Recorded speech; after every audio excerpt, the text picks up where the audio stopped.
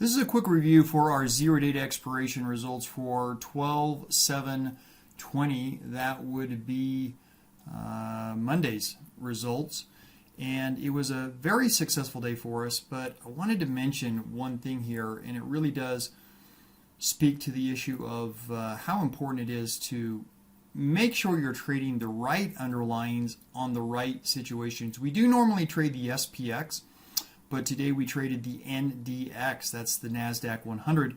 And there's a couple of reasons for that, and I do think that as the day progressed here, it made all the difference in the world. That's not to say that we could not have made money on the SPX today, but it certainly would have been more difficult. So let's just take a look at the difference. This is a challenge that we've been facing for several weeks now. This is not something that's new to today, but if you look at our next expiration, let's go out a couple of days here. Let's go to the December 11th expiration so that we can match that up with the NDX. You can see right here, there's your SPX trading range.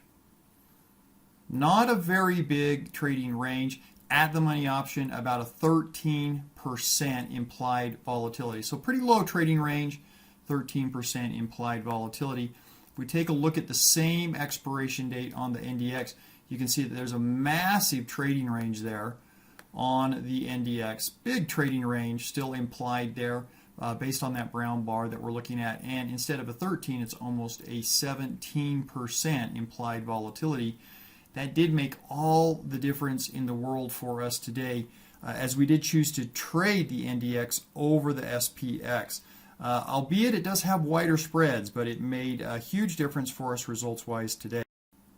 You can see here our activity on the right-hand side. Not a lot of trading activity, just based on a lot of our zero data expiration trading days where we have maybe 20 transactions. This one was a little lighter in nature, but you can see about 8:30 in the morning Mountain Time. That's about 1 hour into the market period there.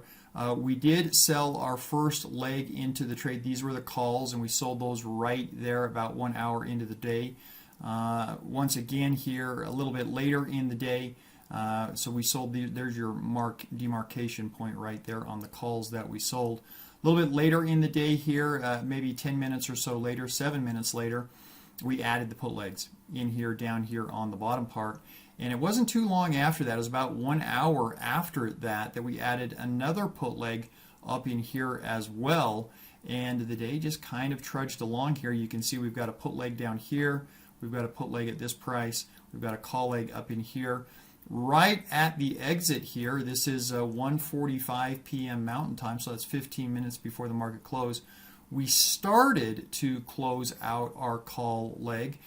We brought in about 11 contracts there. You can see 11 contracts initially on that leg, and we ended up closing out just 9 of them. Closing out the put legs on that.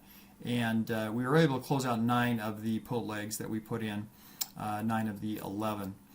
So that should say puts right there, partial close on our puts. But the end result for the day, folks, right there, brought in about $1,900 in premium. We incurred about $70, $50, $60, $70 it looks like right there on commission costs. So it ended up being about an $1,800 profit day on $22,000 of capital. Just another great day in the trading room for us, guys.